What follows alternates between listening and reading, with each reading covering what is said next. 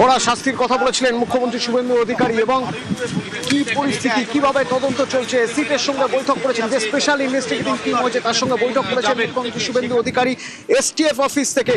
এই STF office থেকে তিনি তদন্তকারী দলের সঙ্গে বৈঠক করে বেরোলেন। এখন বারুইপুর তদন্তে মুখ্যমন্ত্রীর নজর শুরু থেকেই বলে এসেছেন সর্বোচ্চ শাস্তি দেবেন তিনি, জিরো টলারেন্স, কেউ ছাড় পাবে না, কোনোভাবেই কোনো ছাড় মিলবে না কারোর জন্য। অপরাধের সঙ্গে যারা যুক্ত তাদের কড়া শাস্তি দেওয়া হবে। সেই কড়া শাস্তির জন্য তদন্ত দরকার এবং তদন্তে কোথাও যেন কোনো খামতি না থাকে, যাতে কোনো জায়গা থেকে অপরাধী একটু হলেও ছাড় পেয়ে যেতে পারে। তদন্ত কিভাবে চলছে, স্পেশাল ইনভেস্টিগেটিং টিম কিভাবে কাজ করছে তা জানতে আজ এই সিটের সঙ্গে বৈঠক করেন বারুইপুরের ঘটনার তদন্তে যে স্পেশাল ইনভেস্টিগেটিং টিম তৈরি করা হয়েছে সেই টিমের সঙ্গে বৈঠক করেন মুখ্যমন্ত্রী শুভেন্দু অধিকারী। ভেঙ্কটেশ্বর রয়েছেন আমার সঙ্গে। ভেঙ্কটেশ্বর, আমরা দেখলাম এসটিএফ অফিসে ছিলেন মুখ্যমন্ত্রী এবং সেখান থেকে তিনি বেরোলেন, বৈঠক করলেন। ভিতরের খবর কিছু জানা যাচ্ছে, মানে ঠিক কি কি কথা হলো বা কি কিছু নির্দেশ দিয়েছেন, কি নির্দেশ দিয়েছেন তিনি?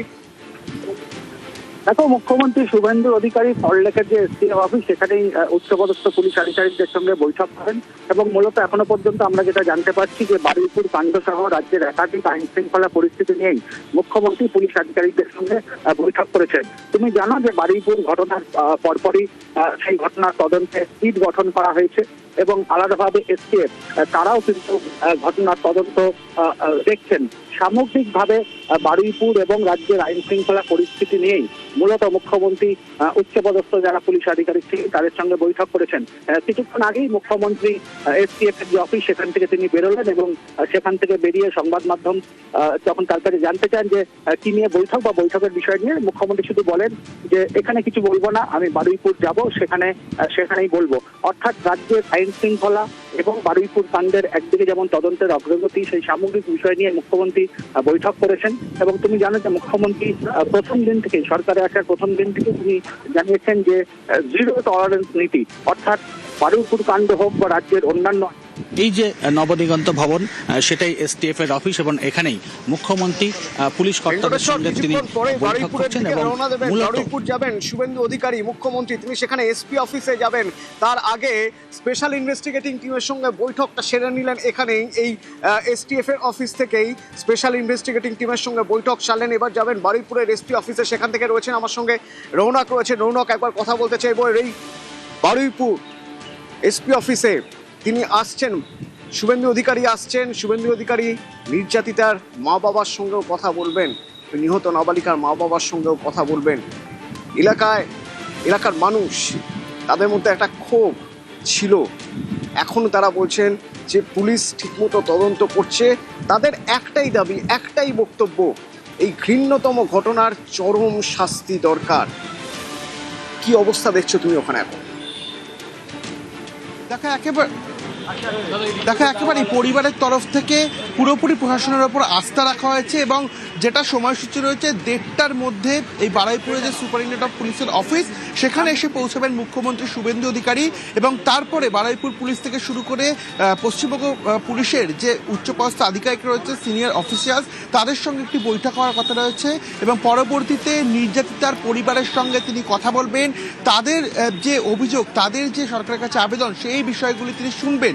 1:30টা থেকে 3টে পর্যন্ত মুখ্যমন্ত্রী শুভেন্দু অধিকারীর এই এসপি অফিসেই থাকার কথা রয়েছে এবং আর কিছুক্ষণের মধ্যে মুখ্যমন্ত্রী এসে পৌঁছবেন এবং এখানেই কিন্তু নির্যাতিতার পরিবারের লোকের সঙ্গেও তিনি কথা বলবেন। এবং যেটা নির্যাতিতার পরিবারের লোকের তরফ থেকে বলা হলো যে তারা পুরোপুরি কিন্তু সরকারের ওপর আস্থা রেখেছে, কারণ এর আগেও মুখ্যমন্ত্রী বলেছিলেন যে জিরো টলারেন্স, এই ঘটনার কিন্তু যথাযথ পদক্ষেপ নেওয়া হবে, কড়া হুঁশিয়ারি দেওয়া হয়েছিল এবং তারপরই কিন্তু দেখা যায় পরিবারের তরফ থেকেও পুরোপুরি প্রশাসনের উপর আস্থা রাখা হয়েছে এবং 1:30টা নাগাদ মুখ্যমন্ত্রী এই এসপি অফিসে এসে পৌঁছাবেন। তারপরে সিনিয়র অফিসিয়ালদের সঙ্গে একটি বৈঠক রয়েছে এবং পরবর্তীতে নির্যাতিতার যারা পরিবারের লোকজন রয়েছে তাদের সঙ্গেও কিন্তু কথা বলার ইতিমধ্যে একটা সম্ভাবনা। এবং এর আগে গতকালই আমরা দেখেছি মুখ্যমন্ত্রী শুভেন্দু অধিকারী তিনি জানিয়ে দিয়েছেন জিরো টলারেন্স, এই ধরনের ঘটনার জন্য কড়া শাস্তি। जो इंसिडेंट हुआ उसमें जीरो टॉलरेंस और गार्डियन के साथ शायद मेरा कल मुलाकात भी हो जाएगा। वो जो बोलेगा करूंगा। जो पॉलिटिकल पार्टी वहाँ का है उसका भी कुछ सुझाव है तो मैं कल सुन लूंगा। बड़ा एक्शन होगा। मैं कल खुद जा रहा हूँ बारुईपुर सुपर का ऑफिस में। जो मिसिंग डायरी का बात पुलिस का, लोकल पुलिस का भी क्या रोल है उस भी असेसमेंट होगा। पुलिस ऑफिसर का कुछ आपका इरेस्पॉन्सिबिलिटी मिलेगा तो उसका दर्जा दिखाने का काम भी पुलिस मंत्री करेगा। एकदम नो कॉम्प्रोमाइज। বারুইপুরের ঘটনায় পুলিশকে কড়া বার্তা পুরমন্ত্রীরও।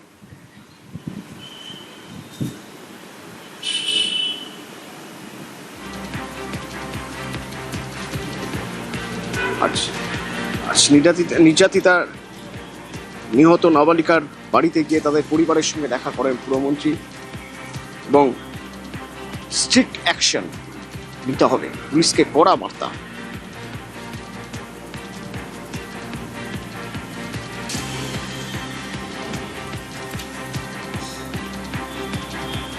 বারবার আমরা বলেছি মাননীয় মুখ্যমন্ত্রী সম্পূর্ণভাবে আমাদের সরকার তার পাশে।